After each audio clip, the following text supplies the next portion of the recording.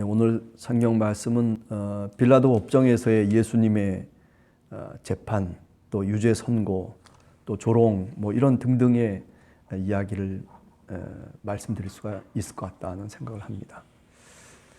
십자가형이라고 하는 게 사실 어떻게 보면 로마의 반란을 일으켰다든지, 아니면 노예가 주인을 살해했다든지, 혹은 살해하려다가 실패한 그런 노예들에게 대해서 처형하는 그런 처형 방법이 일종의 십자가형이었다, 이렇게 얘기할 수 있죠.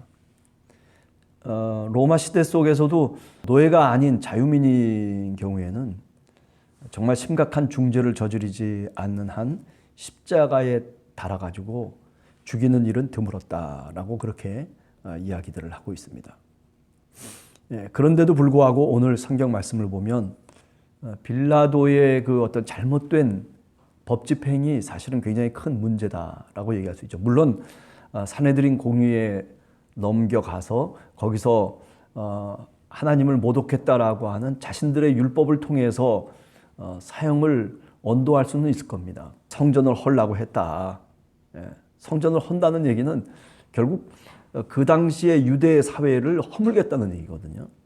뭐 유대인들의 입장에서 보면 뭐 이렇게도 얘기할 수 있고 저렇게도 이야기할 수 있겠다라는 생각을 하지만은, 그러나 적어도 로마의 총독으로 나와 있는 이 빌라도의 입장에서 보면 사실은 로마 법을 집행해야지 마땅하죠.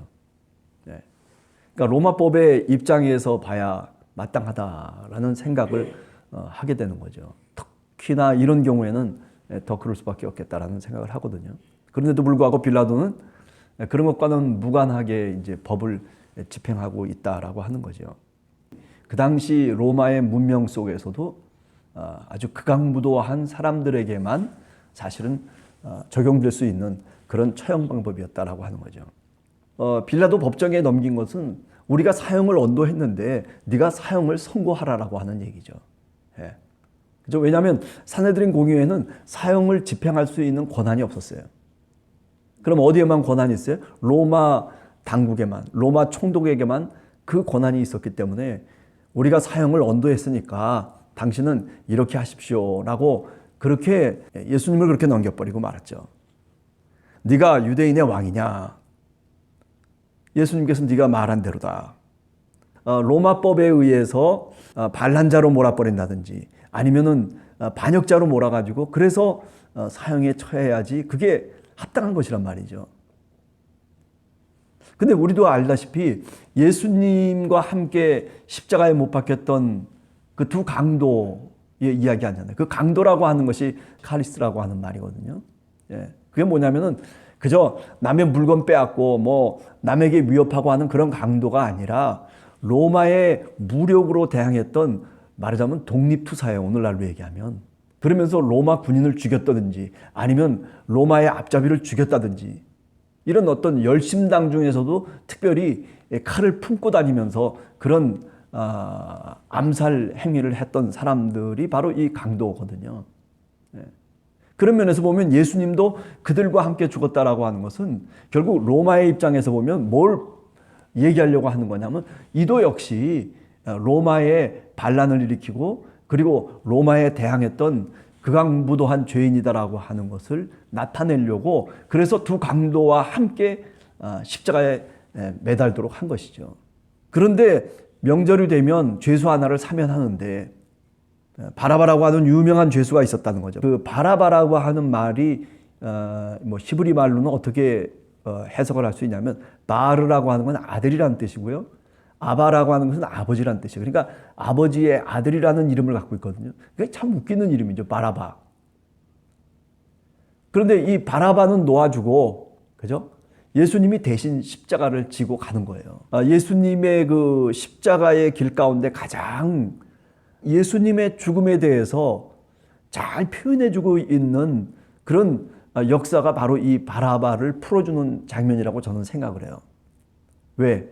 아버지의 아들, 사람인 아버지의 아들이라고 하는 이름을 가진 바라바는 풀어주고, 그리고 하나님의 아버지, 하나님 아버지의 아들은 십자가에 매달아 죽는 거죠. 그러니까 똑같은 바라바예요. 사실 예수님이 이름으로는 나사렛 예수지만은 그러나 우리가 신학적으로 따지면은 예수님 자신이 누구예요? 바르아바예요. 그죠? 아버지의 아들이에요. 그런데 이 땅에서 또 예수님이 십자가에 달려 죽는 대신에 누가 또 구원을 받냐면은 바로 바르아바가 구원을 받는 거예요. 아버지의 아들이 구원을 받는 거예요. 이 예수님이 죽어서 십자가의 형을 당하시는 이 장면 속에서 우선 첫 번째로는 빌라도의 그 잘못된 재판을 얘기할 수 있고, 두 번째는 그 속에도 하나님의 뜻이 있었다는 거죠. 어떤 뜻이에요? 바르아바는 십자가에 매달아 죽고, 그리고 바르아바가 다시 구원을 받는 거죠. 그러니까 하늘나라의 바르아바는 저 십자가 위에 매달린 상태에서 인간의 죄를 위해서 돌아가시는 거죠. 그런데 반해서 이 세상의 바르아바는 결국 그 십자가를 통해서 구원을 얻게 되고, 그리고 명절을 통해서 사면을 받게 되는 그런 내용이 사실은 오늘 이 본문 속에 들어와 있다라고 얘기할 수 있는 겁니다. 로마의 총독인 이 빌라도라고 하는 사람이 사실은 굉장히 여러 가지 어려운 일들을 많이 힘들게 만들었던 사람이 또 이 사람이거든요. 그러니까 정치적으로 보면 좀 뭔가 선심을 베풀어서 그래서 유대인들의 환심을 사야 될 필요가 사실은 있었거든요.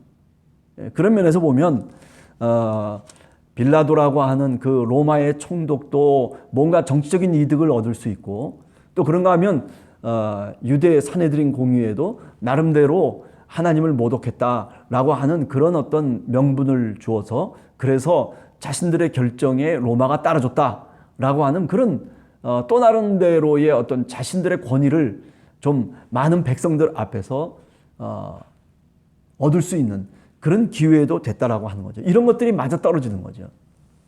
그래서 예수님이 십자가에 죽게 되었다라고 하는 그런 얘기입니다. 그러나 이 역사의 뒷면을 보면 지금 바라바의 얘기처럼 이렇게 하나님의 섭리가 있는 거죠. 네. 아버지의 아들이 십자가에 매달린 대신 아버지의 아들들은 어떻게 돼요? 다시 구원을 받는 이런 장면이 오늘 이 역사적인 사건 뒷면에서 사실은 마태복음이 우리들에게 그러한 것들을 자세히 설명해 주고 있다라고 볼 수 있는 겁니다. 자, 그러면서 이런 얘기를 합니다. 빌라도의 아내가 꿈을 꿨다는 거죠. 근데 이 예수가 누구냐면 바로 죄가 없는 의인이라는 거예요. 아무런 근거도 없이 죽이지 말라는 거죠. 그거를 빌라도의 부인이 나름대로 경고를 하고 있어요. 그러니까 마태복음을 읽으면서, 이거는 마태복음에만 있는 얘기거든요. 마태복음을 읽으면서 우리가 한 번 더 깊이 생각해야 될 부분은 뭐냐면은, 그렇구나. 이렇게 하나님이 섭리하고 계시다는 거예요. 분명히 빌라도의 아내를 통해서 분명히 빌라도에게 하나님의 음성이 들려진 거예요. 뭐라고 음성이 들려집니까? 저 사람은 죄가 없는 자다. 저 사람은 의인이다라고 하는 그런 하나님의 계시가 주어지고 있고 하나님의 말씀이 주어지고 있는 거예요. 그런데도 불구하고 어떻게 돼요? 빌라도는 그것을 거부하고 있는 거예요. 왜 거부해요? 바로 유대인들의 환심을 사기 위해서, 자신의 정권을 유지하기 위해서, 내게 어떤 유익을 얻기 위해서 한 인간을 죄인으로 만들고, 그리고 그 인간을 극악무도한 십자가형에 매달게 하는 이런 잔인무도한 정치적인 상황들을 오늘 마태복음은 우리들에게 분명하게 말씀해 주고 있다라고 하는 겁니다. 네. 자, 이런 점에서 오늘 한 번 더 우리가 이 본문을 읽으면서 결론적으로 두 가지를 생각합니다. 첫 번째는 빌라도가 핑계 댈 수가 없겠다라고 하는 거죠. 네. 그죠? 예수님을 재판에 넘겨주고 예수님을 십자가의 형에 못 박게 선고한 바로 그 재판장이 누구였냐면 빌라도였어요. 근데 그가 사실은 그것을 로마 법에 의해서 합법적으로 처리했을 수 있음에도 불구하고, 그런데 그 유대인들의 환심을 사기 위해서 사람의 소리를 듣고, 그죠? 부인의 소리를 듣지 않는 거죠. 바로 가까이서 하나님의 음성을 들려주고 있음에도 불구하고, 그런데 자신의 양심을 속이고 그리고 자신의 정치적인 어떤 목적을 위해서 말하자면 한 인간을 파멸로 내몰고 있는 이런 장면이 오늘 첫 번째 장면이라고 얘기할 수 있고, 두 번째 장면은 그럼에도 불구하고 하나님은 계속 끊임없이 빌라도에게 양심의 소리를 들려주시는 거죠. 하나님의 계시의 음성을 들려주시는 거예요. 그죠? 그래서 어떻게 됐습니까? 그 계시의 음성을 빌라도가 거부한 거예요. 그렇기 때문에 우리가 사도신조에 보면 빌라도 얘기가 나오는 거예요. 네. 핑계댈 수가 없는 거예요. 사형에 처한 장본인이 바로 빌라도예요. 그래서 2000년 동안 이렇게 늘 저주의 대상이 바로 이 빌라도로 이야기하고 고백되고 있다라고 하는 거죠. 그 당시는 권력을 쥐고 그 당시는 예수님을 십자가형에 처할 수 있는 그런 권한과 능력을 갖고 있었음에도 불구하고, 그러나 자신의 책임을 감당하지 못하고 오히려 약한 자를 더 멸망에 빠뜨리는 일을 감행했던 이 빌라도, 비난받아 마땅하다라고 분명하게 말씀드릴 수 있는 거죠. 자, 그리고 마지막으로 얘기할 수 있는 것은 그겁니다. 이 사건 속에 하나님의 뜻이 흘러가고 있다는 거죠. 그 하나님의 뜻이 흘러가고 있는 그 단어가 뭐냐면 바로 바라바라고 하는 단어입니다. 바라바. 아버지의 아들. 아바 아버지요라고 하는 말 여러분들 아시잖아요. 그죠? 아바라고 하는 게 아버지고 바르라고 하는 게 아들이라는 뜻이거든요. 그래서 아버지의 아들이 십자가에 못 박히고 그리고 아버지의 아들이 다시 죽음에서부터 구원을 얻게 되는 이런 모습이 오늘 본문에서 우리들에게 이야기하고 있습니다. 사실 여러분과 저도 다 바라봐요. 그죠? 어떤 바라봐요? 바로 오늘 예수님을 통해서 구원을 얻은 바로 그런 세상의 바라바가 우리들이다라고 그렇게 이야기할 수 있는 거죠. 예수님이 십자가에 달려 돌아가심으로 인해서 아무런 죄도 없이, 그죠? 그렇게 돌아가신 그 예수 그리스도 때문에 오늘 우리가 구원받은 하나님의 백성이 되고, 그리고 우리가 바로 바라바, 그 하나님 아버지의 자녀들이 됐다라고 하는 거죠. 우리가 살아가는 세상도 어쩌면 이 정치적인 이 모습이 이와 같지 않을까라는 생각도 종종 해보게 돼요. 우리는 잘 알지 못하죠, 사실은요. 그 내막을 우리가 어떻게 알겠어요? 오늘날 뭐 푸틴과 그리고 우크라이나 같은 사태를 이렇게 보면, 그죠? 또 세계 정세를 통해서 우리가 여러 가지 생각을 해보면, 아, 세상이라고 하는 게 무슨 뭐 논리로 또는 합리적인 걸로 어떻게 진행돼 가는 게 아니거든요. 어느 한순간에 누군가 자신의 이득을 위해서 뭔가 정치적인 목적을 달성하기 위해서 폭력도 불사하고 뭐 상관없다는 거죠. 누가 남이 자기를 욕하거든 자기를 뭐 어떻게 취급하든 간에 그거 상관없이 내 어떤 목적만 달성하면 되는 그런 정치적인 행위들이 사실은 오늘 우리 시대 속에도 이렇게 경험되고 있다라고 하는 것이 어찌 보면 참 안타까운 일이라고 생각을 할 수가 있습니다.